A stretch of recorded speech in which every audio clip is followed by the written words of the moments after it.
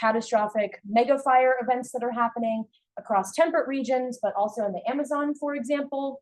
And we're seeing increasingly that things like long-term drought and outbreaks of native and invasive pests are not only contributing directly to forests by increasing tree mortality, so we're losing components of the forest overstory, but then there are indirect feedbacks that operate to influence the conditions that tree seedlings and other plants are experiencing as they regenerate. So we might stand to see some shifts in the dynamics in the understory, which are going to lead to what these forests are going to look like in the future. And so what I really want to emphasize here is that seedling recruitment, or those early stages of where these tree species are establishing and how they're doing, is really going to be critical for shaping a trajectory of forests and how tree populations fare into the future. And there's been some evidence, a lot of this has come out of the US Forest Inventory and Analysis data set. There's been some really awesome work in Western forested ecosystems that suggests that earlier life stages of trees may be more sensitive to the warming and drying associated with climate change. So at those early stages where they're still getting resources from their environment, they might be more vulnerable. But alternatively, kind of as I'm showing in these images, you can see and think about the fact that trees are often regenerating in understory environments that are buffered. And what I mean by that is you have a developed overstory that provides cooler and moister conditions in the understory. So in certain ways, these tree seedlings may be ameliorated from the effects of climate change because of that buffering. But when we think about forest demographic processes, it's really not often going to be the same across an entire forested ecosystem. And the reason for this is that there are often fine-scale patterns of environmental variation that shape where these species are distributed in the first place. So on the left-hand side of this image is some work from my dissertation research, which was in some forests in Nebraska. And what I'm showing here are topographic maps where these different colored dots are the local distributions of tree species. And what we found is that the topography of this area and the presence of groundwater resources really restricted the distributions of some of these species, kind of excluding them from environments that were otherwise too exposed or too hot and dry. And this has also been shown in correspondence with soil resources like nitrogen and calcium. This study on the right-hand side was from a tropical region, some work that my PhD advisor did. And what she showed is aggregation of two populations in the same genus in correspondence with particular key soil resources that they need.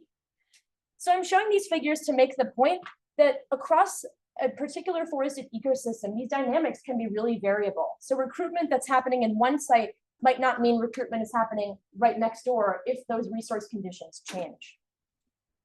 And then zooming out a little bit to think about where forests occur in the first place, what we see is that patterns of macroclimate or large-scale climate variation are what shape where these forests are distributed to begin with.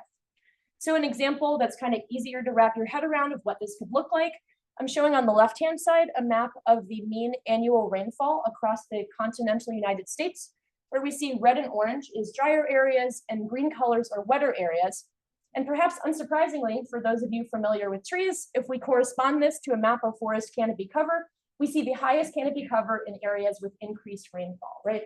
This is fairly unsurprising, perhaps with the exception in the Southwest of some higher elevation forests that are adapted to dry conditions.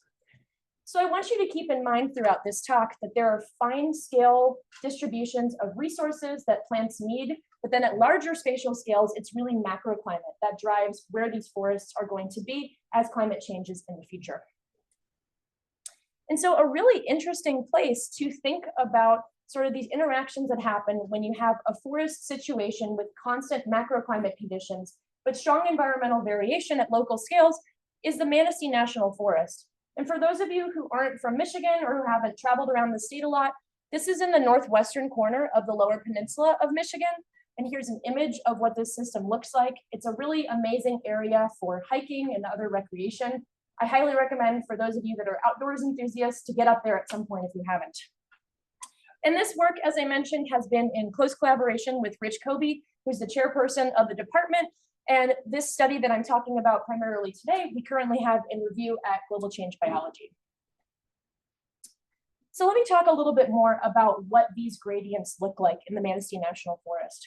On the left-hand side is a map of the distribution of this forest, which again is situated about 30 miles inland from Lake Michigan to give you a sense of where this is. And what we see is that this is really a post-glacial landscape. So after the last glacial maximum, when these glaciers receded, they deposited different kinds of sediments that are associated with different soil environments. So we have the most xeric or dry condition that I'm showing on the left, which are called outwash plains. You can see these soils look really sandy, so they don't hold on to water or nutrients very well. And you see fewer trees in the overstory, so more light is getting into that understory environment.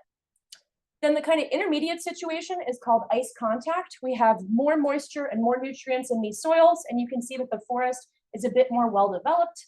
And in the most mesic end of the spectrum, we have what are called glacial moraines. If any of you are familiar with sugar maple American beech dominant forests, this would be a great example of what these forests can look like.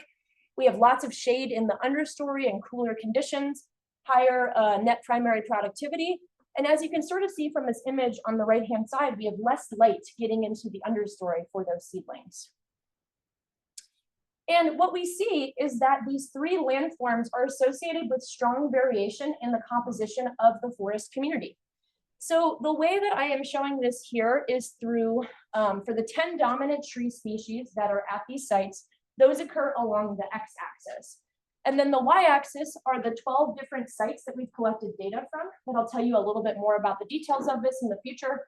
But for the sake of interpreting this figure, these are ordered from the more xeric, nutrient-poor sites at the bottom to the more mesic, nutrient-rich sites at the top. And so if you kind of walk through this figure, looking from the bottom left corner to the top right corner, what you see is a shift in composition, which is represented by a change in the basal area of these species. And if any of you don't have a background in forestry, basal area is a measure that accounts for the diameter of each of the trees on the ground. So it gives us a sense of kind of the dominant members of the forest community. So what happens here is that we have an increase in adult basal area, so higher productivity, and a shift from xeric to mesic adapted tree species along these local gradients. And so what we wanted to understand after collecting this adult tree data is how are these gradients influencing the recruitment of seedlings, and how has this been operating under climate change we've seen over the last few decades? And we had two competing hypotheses that we wanted to test along these gradients. It could be that at the xeric site, because species are already recurring in more stressful environments that are warmer and drier, that these species are pre-adapted to the effects of climate change because they're better stress tolerators. They're better able to deal with those conditions. But we could also easily expect the reverse to be true, right? That if mesic species are occurring in more buffered environments that have more water and more nutrients, maybe they're less stressed out, right? Because they have more resources available to them to get through stressful periods of climate. So these are kind of our two main competing hypotheses. And additionally, as I mentioned before, we wanted to actually evaluate the effects of overstory buffering. And we expected that if we do identify these effects, they're going to be stronger on the more mesic sites because there's a more well-developed overstory and less light getting into the understory. So now to give you a little bit more context about the sites that we collected these data from, again, they're stratified across the Manistee National Forest. And these sites were originally established following an ecological classification system that the Forest Service used to kind of do a survey of these vegetative communities. So we really do have good information that these 12 sites span the extremes of conditions, from the driest, the least fertile, to the wettest and the most fertile. So you can see the positions of these sites within the National Forest here. And then in the bottom right-hand corner, it gives you an idea of what each of these sites look like. So it's a forest inventory stand. It's 240 by 41 meters. And what we've done is inventoried the trees. So we've identified them to species and we've measured their trunk diameters or DBHs at different time points. And then in the center of the site, you can see kind of a representation of what the seedling transects look like. So these are 200-meter long transects. And the way that we look at seedlings is in each of the 1 by 1 meter quadrats, we count the total number of newly germinated seedlings. And here I want to qualify that when you look at the literature on forest dynamics, there are different ways of thinking about recruitment. For the sake of our study, we're really focusing on early recruitment. So that initial year, right after the seedlings have germinated, or that first year of their life, in other words. So from 1998 to 2023, every single year, we counted the abundances of these early recruiting seedlings in each of the 1 by 1 meter quadrats at all 12 of the sites. And then we also measured basal area, as I mentioned, 9 times across the study. And then we looked at environmental conditions at each site. So we took measurements of understory irradiance in the form of canopy openness, which gives us a sense of the overstory structure, right? How much light is getting into the understory. And then we also took local measurements of volumetric water content, which gives us an idea of how moist these soils are. And we use those measurements to calculate what's called the Palmer Drought Severity Index. This is an indicator of long-term drought, where lower numbers mean droughtier conditions and higher numbers mean wetter conditions. And then we also used the latitude and longitude of each of these sites to estimate the minimum and maximum daily temperatures that these sites experience during their growing seasons each year. And then how do we actually predict these abundances? How do we predict early recruitment? Well, what we did for each of the 10 dominant tree species is we fit species level Bayesian hierarchical models. And this sounds a little bit complicated, but to kind of break this into parts, what we're modeling is the response variable is the abundance of these recruiting seedlings. And the models are hierarchical, remember, because we're looking at the abundances in 1 by 1 meter quadrats, which are nested within the 12 different sites. And those sites occur, we're looking at this across 26 years of data. So that QSY is quads within sites within years. And then what we were testing in these models are whether there were effects of minimum or mean growing season PDSI and minimum or maximum temperature. Which of these variables were most important for each species? And one other thing that we knew that we needed to do was account for the reproductive effort of these tree species. So we know from a lot of studies that there are differences in reproductive effort for tree species year to year due to masting cycles. So there are years, like if you think of oaks, this is a good example, right? Some years you see tons of acorns, some years you see almost no acorns. That's what a masting cycle is. And so we accounted for this by calculating masting cycles at each site. So we're estimating terms in non-mast years when seed production was low and in mast years when we had lots of seeds. And so we fit candidate models for each species. And now I'm going to walk through some of the main interesting findings from these results. So the image on the right-hand side, I've already shown you, right? This is the change in species composition as shown by mature tree basal area.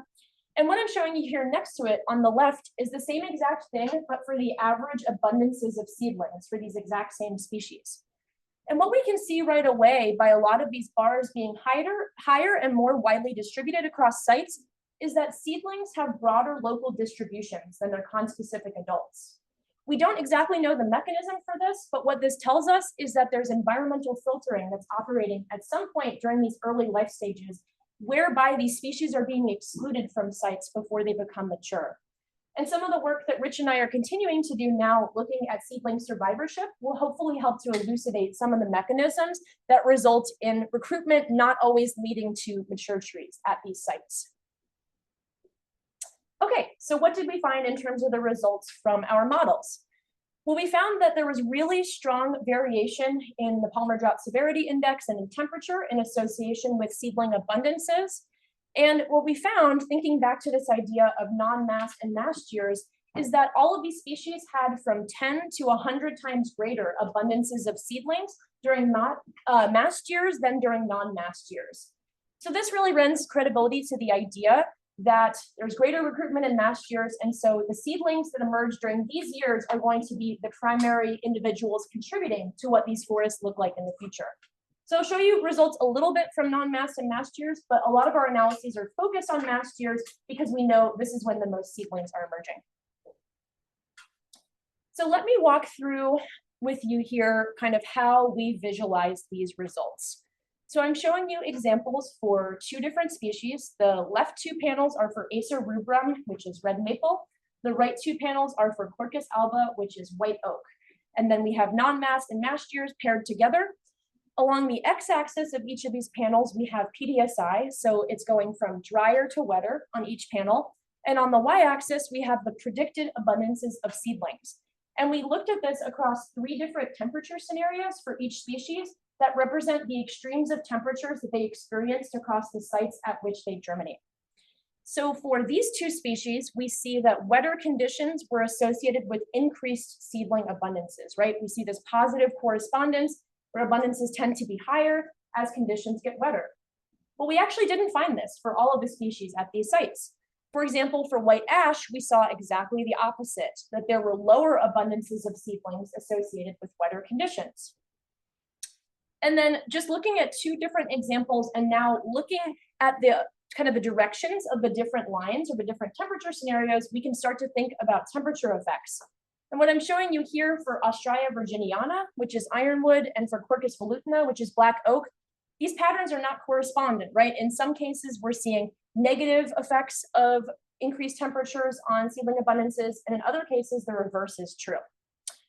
So we see strong effects of climate, but it's not the same for all of these species. And so we wanted to think about a different way to visualize these exact same results, but kind of integrating what's going on at the community level. So what I'm showing you now are the parameter estimates for each of the 10 species. So each of the dots is one of the species. Again, we have PDSI on the x-axis, so drier to wetter effects, and temperature on the y-axis, so cooler to warmer effects. And then the size of the point and the color of the point tells us about what was the interaction between these variables, right? Do we see positive effects of the interaction between droughtiness and temperature, negative effects, or neutral effects? And if I focus your attention for the moment to the quadrant in the top right corner, it's expected that in the Great Lakes region, projected climates are going to get warmer and wetter. So if this is the case, we expect these species here in the top right corner to have sort of the biggest recruitment boost under climate change. So this would be white oak and red oak, the Quercus species there, Prunus serotina, which is black cherry, Ostraya virginiana, which is ironwood, and Acer rubrum, which is red maple. Now the caveat here, right, is that this would have to be under conditions where the summertime growing season conditions are warmer and wetter. There's been some evidence that because of increased variability in temperatures and heat waves, as well as more punctuated rainfall events. So I don't know if y'all have noticed over the last few summers, sometimes, right, we get a huge rainstorm followed by like 3 weeks with no rain. So when water is available for these seedlings matters just as much as how much rain is accumulated across the growing season. So if we have a lot of variability, this could actually lead to an alternative result where conditions are hotter and drier in the future. And if you look at this warmer, drier quadrant, you see that none of these species are going to benefit under that possible outcome. So there's sort of that caveat that we have good ideas from climate models of what these climates are going to look like in the future, but at the fine scale, there might be some variability. Okay, and then the last thing, if you think back to our hypotheses, right, we wanted to understand the effects of overstory buffering on seedling abundances. And so what we did here is we correlated canopy openness, which again is a measure of light availability, with the observed abundances of seedlings. And the idea here would be that if we see buffering effects, we would expect there to be a negative correlation, where there are higher abundances of seedlings in areas with lower light availability. And so what I'm going to show you are results for the more mesic or wet sites, for the widespread species, and then for the dry sites. I'm going to walk you through these panels. So first, focusing on the panel on the left-hand side, these are the results for the mesic species. And on each of the axes, on the y-axis, I have the sites ordered from more xeric to more mesic. So what we see, because all of these correlation coefficients are negative, is we see consistent, strong buffering effects operating across these species and sites for the mesic species. So we see that these points are all clustering with a correlation less than 0. In other words, buffering effects seem to be operating and structuring these abundances. When we take a look at the middle panel, these widespread effects, we see that this is also largely the case with a little bit of variability with Acer rubrum, red maple, and this is a species that's kind of a generalist across these gradients, so the buffering effects aren't always as strong. And we actually see an inversion of this pattern when we look at the xeric species, where we see a positive association between the abundances of seedlings and light availability. So this suggests to us that these xeric species are not benefiting from those buffering effects because their abundances of seedlings are actually higher in areas with lower canopy, or higher canopy openness, lower light availability in the understory. So this is really interesting to us and kind of supported what we thought that we might see. Okay, so what did we learn from this study of early seedling recruitment? Well, first we see that the seedlings that are within these mesic species site complexes, so the species that like the wetter sites, seem to be showing greater sensitivity to the drought and increased temperatures that are associated with climate change. And it seems like overstory buffering effects are going to be most important for those mesic species and maybe less important for these xeric species. So thinking back to our hypotheses, This supports the idea that these xeric species may in some ways be pre-adapted to the effects of climate change, whereas these mesic species site complexes are going to be more vulnerable if we lose members of that overstory community and we reduce those buffering effects for the seedlings. So the study that I just talked about, as I mentioned, really focused on early recruitment, so that first year of seedling growth. But when we think about what a forest is going to look like into the future, we want to take into account survivorship, right? So not just where do seedlings show up in a given year, but how long are they sticking around for, and what are the conditions of the sites where they're able to persist. So in some work with Rich, as well as in collaboration with Inez Ibanez at the University of Michigan, we're now taking these models a step further to look at effects of climate variation on seedling survivorship. And these models are still in progress, but I thought that I could show you an interesting visualization to think about what this looks like. So these data were collected for the same 10 species across the same 12 sites. And what we did here is we put collars on the seedlings after they made it through their first year. So what we're able to do is track species age cohorts in each of the 1 by 1 meter quadrats. So it's not necessarily survivorship of individuals, but it's survivorship at the community level that's going to shape the trajectory of these systems. So I have the sites again lined up along the x-axis, from sites that are limited in their soil resources to sites that are limited by light, so those more mesic sites. And then again, I have species from the most xeric loving to most mesic loving sites. And what I'm showing in this heat map is the average 1 year survivorship across all of the quadrats in years. So I want to be clear here, this is a really coarse metric for thinking about survivorship, right? And the models that we're fitting are going to look at the year-to-year variation, but this just gives us a snapshot of what's happened in this forest across the last 25 years. A couple interesting things start to emerge here.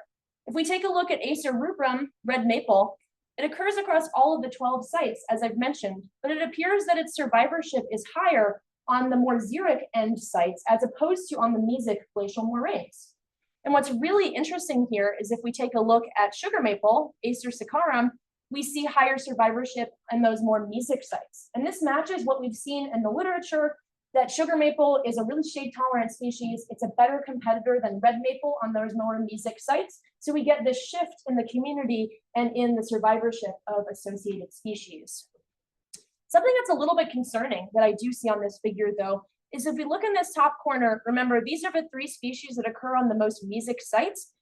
And this might be bad news for some of these species in terms of survivorship. It looks like even though we are seeing sufficient recruitment of these species, survivorship is low. So even though I've said that there are these buffering effects that are operating, that are helping to shelter these species, there may be other processes that are going on that are contributing to lower survivorship than we might expect if we look at the overstory community. So stay tuned for this work. We're working on these models now, but there's a lot of complexity that we need to take into account. And so this is a work in progress. Another really interesting project that has come out of this data set was actually inspired by a Hanover seminar that was given last fall by Andrew Eager, who was formerly a postdoc in the Department of Plant Biology at Michigan State and is now a new faculty member at Berry College. So Rich and I saw his seminar and reached out to him, and he had proposed some really interesting hypotheses surrounding density-dependent effects, depending on whether tree species are associating with 2 types of key symbionts, which are arbuscular mycorrhiza and ectomycorrhizal fungi. He had put forward these hypotheses, and so he and I actually worked together to draft a proposal and submit it to MSU's I-Beam, and that proposal got funded. And so we've been working in collaboration with Chris Blackwood, his previous advisor, Rich, and then another collaborator, Sarah McCarthy Newman, who's at Tennessee State University.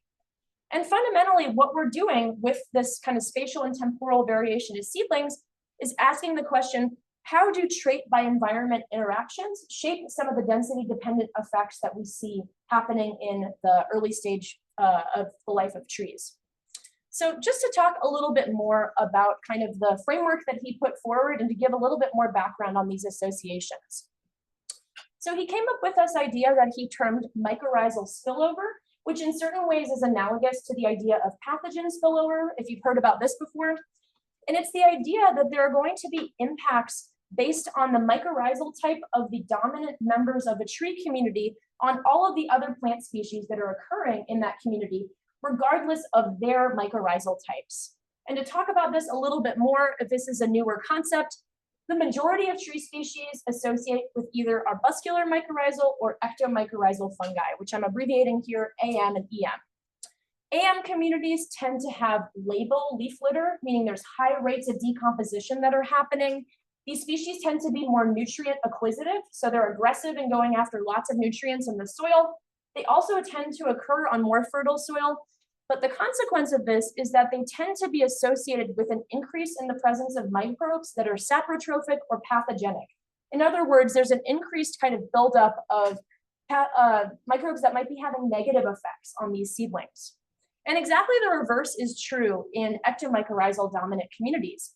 These tend to have more recalcitrant litter. So a way of thinking about this is if you've ever walked through a forest with lots of oaks and you get the crunch of those leaves under your feet, the decomposition rates are slower, right? The litter takes longer time to break down. These tend to be species that are more nutrient retentive, which means they are kind of less seeking out of nutrients in the soil compared to their AM component. They tend to occur on less fertile soils and often more stressful sites, and they tend to have increased abundances of mutualists and less pathogens in the soil.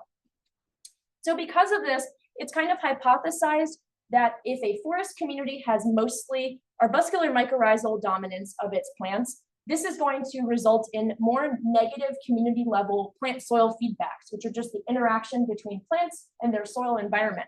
And then we should expect the opposite to be true if the community is dominated by ectomycorrhizal plants, which should promote more positive plant soil feedbacks. So this is this whole idea of mycorrhizal spillover. And our data set was really great to test this, right? Because we're looking at seedlings over time and across environmental variation. And so the fundamental question that we want to answer with this project is, does arbuscular mycorrhizal versus ectomycorrhizal seedling survivorship depend on the dominant tree community that's present, the mycorrhizal association of that community? So we're using this data set and we're fitting models at the level of all the seedlings together. Then we're fitting models separately for just arbuscular mycorrhizal and ectomycorrhizal groups of seedlings. And then we're also going to test models at the species level to kind of try to partition out these density dependent effects at different scales. And then the way that we can think about a biotic community, right, leveraging the inventory plots that we have, is, remember, we have seedlings in 1 by 1 meter quadrats, and we also have all the trees around them mapped. So what we've been able to do is, in a 15-meter radius around each quadrat, we've calculated different metrics of the overstory, which are the basal area of conspecific trees, meaning the same types of adults of the seedlings that we're looking at, then the total basal area of arbuscular mycorrhizal trees, and the total basal area of ectomycorrhizal trees in what we can think of as like the biotic neighborhood, or like the area that's directly associating with where those seedlings are. And these are just some preliminary results from some models that we fit at the level of mycorrhizal types. So what I'm showing here are parameter estimates with their standard errors. The triangles are for models from the seedlings that are arbuscular mycorrhizal associating, and then the squares are from models of the seedlings that are ectomycorrhizal. And for those of you who are like a little bit lost with all of this, like a good example of AM species that we see in Michigan are maples, for example. So like when you see this, think maples as just a quick example. And when you see ECM, think pines and oaks. Really, it's a lot of oaks in our system. And so what we're looking at here are the effects of different predictors. Some really interesting things start to emerge right away. So if we look at the effects of conspecific basal area and the total arbuscular mycorrhizal basal area, we see strong, significant negative effects for AM associating seedlings. And this supports kind of what we know about these species and what I introduced before, that there are likely increased buildup of pathogens in these soils. So what this leads to is stronger negative density dependent effects for these communities. And we see that the reverse is the case for EM associating seedlings, where the effects aren't significant, but we actually do see positive effects of conspecific basal area and of AM basal area. And then we see a little bit of an inversion of this pattern when we look at the basal area of ectomycorrhizal species, where we see that this has positive effects on the survivorship of AM associating seedlings and kind of neutral to positive effects for EM. And then these last two terms, this is basically just taking into account the fact that if we have more seedlings recruiting, there are more that are going to be there to possibly survive. So that's why we see a strong positive relationship between the total number of seedlings we started out with and how many survive. And then this is taking into account the density of seedlings that are already in that quadrat before the newer guys show up. So what this is telling us is that higher densities of seedlings in that place in the first place might be positively contributing to survivorship of seedlings, both for AM and for ECM associating species. And ultimately, the goal of this work is to be able to scale this out and develop an accessible framework that can be applied across temperate forested ecosystems. Because I meant to mention this before, there's kind of some hypothesis that there's going to be an increased dominance of arbuscular mycorrhizal associated communities under climate change. And so we want to be able to develop a generalizable framework that can test this in different systems using data sources such as the US Forest Inventory and Analysis dataset, or data that other folks are collecting on tree seedlings. Okay, just a couple of conclusions to wrap this up. The first thing, we found really compelling evidence that variation in climate shaped the early recruitment of tree seedlings, and our preliminary results indicate that this is also the case for influencing seedling survivorship. Second, I want to make the point here that we're seeing really strong responses of these seedlings to climate and environmental variation, but a lot of this is going to be mediated through really complicated biotic interactions, with the mycorrhizal associations of these species just being one example of what this can look like. And finally, these analyses really make the case that data sets such as ours are rare and valuable. You often don't see folks returning to the same sites every year to collect data because it's very costly, time-consuming, and challenging to do. So we've had really committed teams that have been incredible across the years that have allowed us to collect this data and be able to predict patterns of forest change at a high spatial resolution and over the long term. So with that, I'd like to acknowledge amazing field crews that we've had. I have two techs that have worked with me in the room, Jacob and Stephen, that were fantastic this past summer. Collaborators that I've mentioned throughout, across MSU and beyond MSU. Andy Vanderyacht, who worked with Rich prior to me starting this position and was instrumental to maintaining this data set. The US Forest Service, which has allowed us to access these stands for the last 26 years. And then of course, the Department of Forestry for all the amazing folks that have supported this work and given feedback at various stages that have helped us make this project as robust as it can be. And with that, I'd be more than happy to take your questions. Thanks.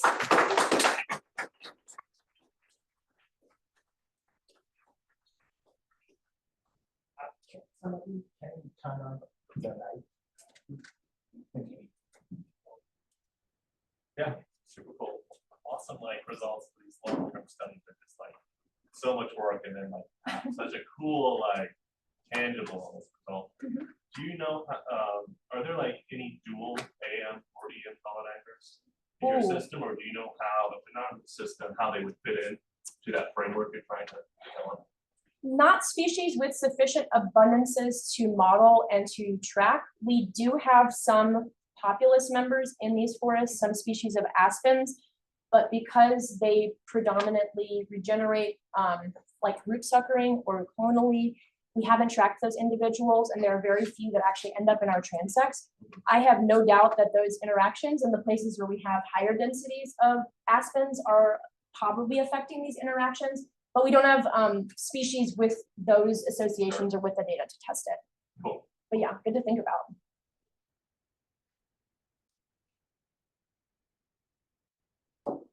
Yeah. Yeah, I agree. Those are really exciting results. Thanks for sharing them. It's a great talk. I was wondering about maybe digging in a little bit more on that pie plot that you showed. It was like effects of drought or something on one axis.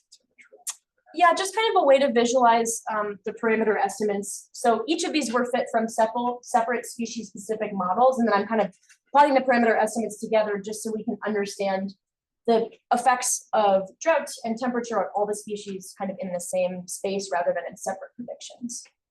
Does that make sense? I think so. So I noticed that you've got, for example, certain communities that look like the species are split on either side of the graph, like white oak for warmer and wetter, and black oak for cooler and drier. And how does that and same thing is true on the the most mesic end between basswood and the oaks. They're also split, right? How does that interact with or map onto your statements about overall success or pre-adaptation of xeric versus mesic communities, and that looks like within each of those communities, you've got the species split on either side of those. No, that's a really great question and something that Rich and I have spent a while thinking about.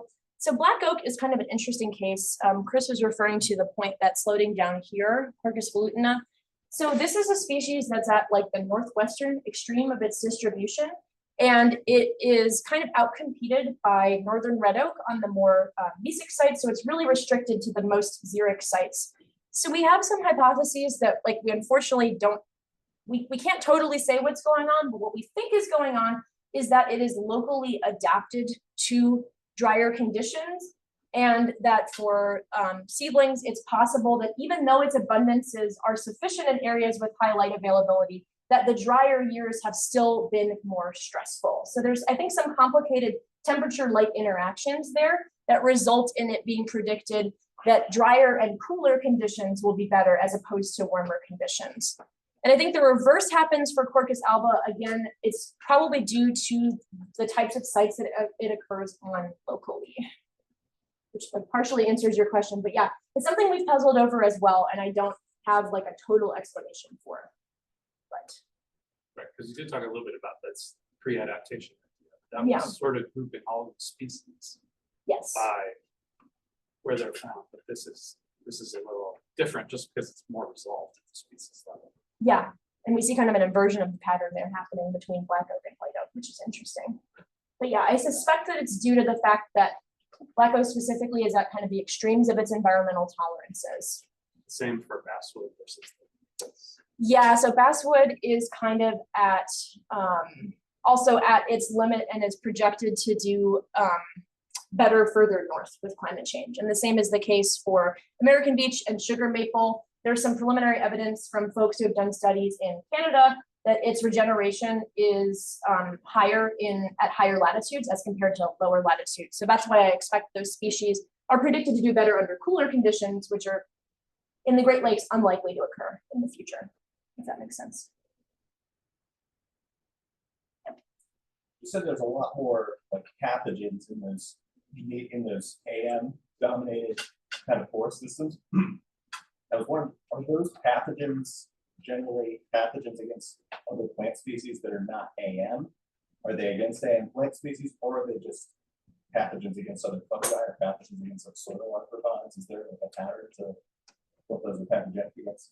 There's a lot of complexity within the soil communities, and unfortunately we haven't actually collected data on the ground to like look at abundances of pathogens, but we expect based on these patterns and based on association that there's going to be higher buildup of pathogens that could both negatively affect arbuscular mycorrhizal associating species and ectomycorrhizal associating species. But I would suspect that there are going to be higher buildup of pathogens that affect AM and not EM, because they tend to associate with the rhizosphere or like the area along the roots of those species, right? Because they're like, they might not be species specific, but they're like genus specific invaders of sorts. So I would expect there to be effects across the entire community, irrespective of mycorrhizal type association, but likely stronger effects for the AM species. But yeah, we don't, unfortunately, we're just going off of what we know about the associations of the seedlings, and we don't have like soil microbiome data. That would be so cool to have, but yeah, it kind of wasn't the focus of what we did. So we're kind of looking at it more as a trait that these species, right? Their mycorrhizal association as a trait rather than looking at the microbial community itself. Right. Okay. Thanks. Yeah, of course. So there's one question from the Zoom. Yeah. Hi, Bailey. This is Deb McCullough. I enjoyed your seminar. Really interesting. Thanks, Deb. This kind of goes along with the question just before about the pathogens. So one of the aspects outside of temperature and climate and soil and so forth is that you have seed predators, right? And it could Yeah. be insects, things like seed weevils, and it could be little rodents, and it could be animals like white oak acorns rarely survive very long once they hit the ground.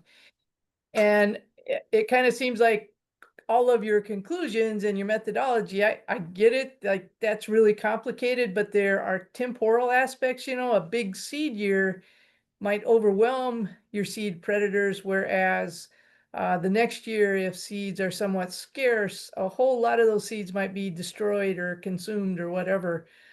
Beech is another one. Where beech nuts, everything in the woods is going to try to eat beech nuts. And I'm just wondering if you could speculate a little bit about the potential impacts of those kinds of seed predators, I guess, in general, which it's going to interact with habitat availability and all kinds of things. No, that is a really good point, and it's something that Rich and I have talked and thought a lot about. And we feel like by looking at the early recruitment stage, right? So this is the period where seeds have fallen. Like you said, there's been seed predation, there's been effects of pathogens on seeds. So we know there's been some seed mortality that reduces the number of viable seeds on the ground that can germinate and that can establish at that early seedling stage.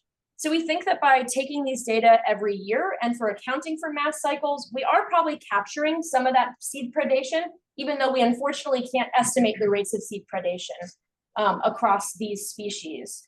Another thing that I wanted to say to that point is kind of make the caveat here that we are seeing recruitment limitation of oaks. So even though our data suggest that, for example, like white oak was one that you mentioned, but white oak and red oak are favored in terms of their recruitment under warmer and wetter conditions, we're seeing much lower recruitment of these species than we would expect based on their abundance in the overstory. And yeah, our thinking, and based on some of the other work that folks have done in the Great Lakes region, some of this is due to things like weevils and other seed predators, as well as mammals that are going to go after those high fat and high protein resources.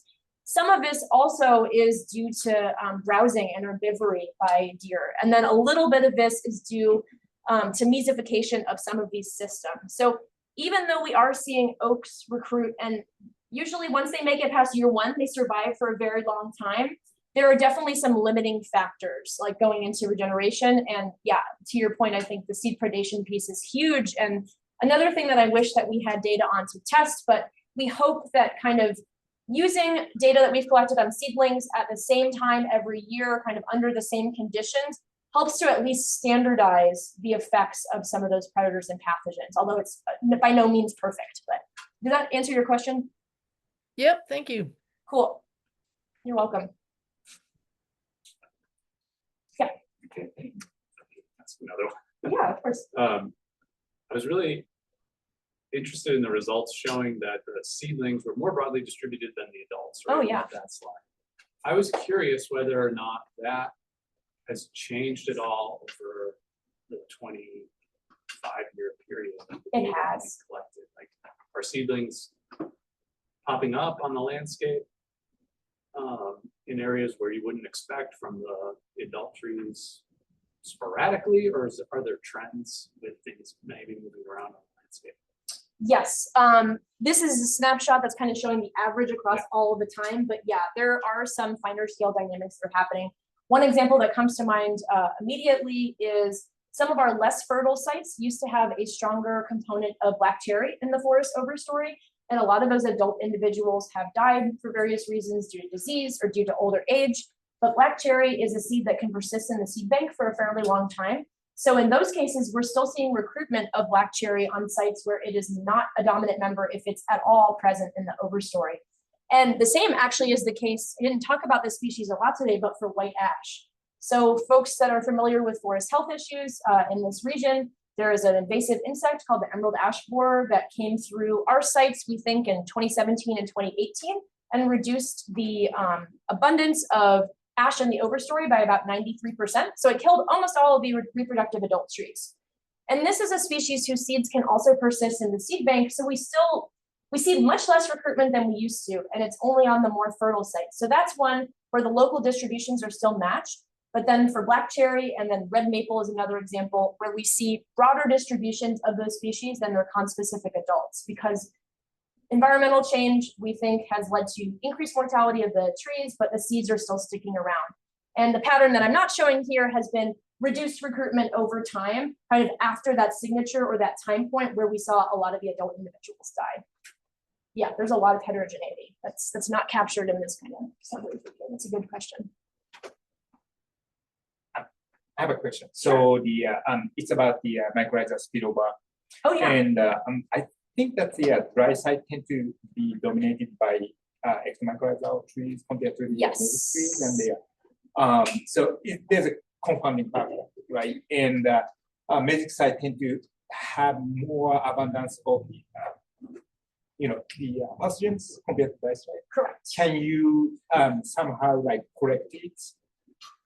Yeah, so for these models, I didn't talk a lot about the structure of these models, but we're kind of trying to look at this in a bunch of different ways. And at each level, we're including random effects, or so for the all seedling and the mycorrhizal type models, these are mixed models that include the random effects of site, species, and year to basically, as much as possible, try to partition out the unexplained variation that's coming for the fact that some of these species are more dominant at some sites than others. And then we're also excluding from these analyses, like the cases where we have, say, 5 seedlings of a certain species across the course of a study at a site, like, because that's not really enough robust data to test this and kind of evaluate this hypothesis. But we've partially integrated it into the models in terms of random effects, and then we hope to kind of get at some of the mechanisms that might be occurring for some species that are distributed on a handful of sites, but not others, by also fitting these models at the species level, where in those cases, you're really only including the sites at which a species is occurring. And hopefully we'll be able to partition that out by kind of looking across scales. Thank you. Sure. More questions? That's it. Thank you so Cool. much. Thank you so much, everyone. I'm sorry, Oh, sorry. Go ahead. Oh, That's all right. yeah. You talked a little bit about seedling abundance and mass years. I was wondering how you expect mass years to change as climate change becomes more of an issue. Ooh, that is, yeah, the side of the literature that I probably need to brush up on a little bit. These species tend to be characterized by like semi-regular intervals. So like you see with red oaks and white oaks, for example, like the 2-year and the 3-year cycle for when their seeds are produced. What I can say from like just anecdotally from the data is that it seems that some species mass years, like kind of the magnitude of seed production has decreased over time. So sugar maple is one example versus red maple that comes to mind. A mass year for a sugar maple has become like less dramatic and kind of less abundant recruitment the following year compared to red maple. So I definitely think there are going to be climate effects, and there's been some really great work done by Jim Clark's group looking at like recruitment limitations related to massing and seed production across like latitudinal gradients and across climate gradients that dig into some of those processes more. But yes, I expect that mass year cycles could change some in association with climate variation, and we hope that these analyses have accounted for that, because the way that we calculated massing cycles was like a threshold based on abundances. So it's always relative to like the long-term average, and then the long-term average should integrate the climate variation that's occurred that affects all of the species across time, if that makes sense. So, but yeah, that's a really good point. There are aspects of the reproductive ecology of these species in terms of like timing and phenology, like seed production, you know, when seeds are falling, that do complicate a lot of this. It's a really good point. Okay, let's give a hand to Bailey.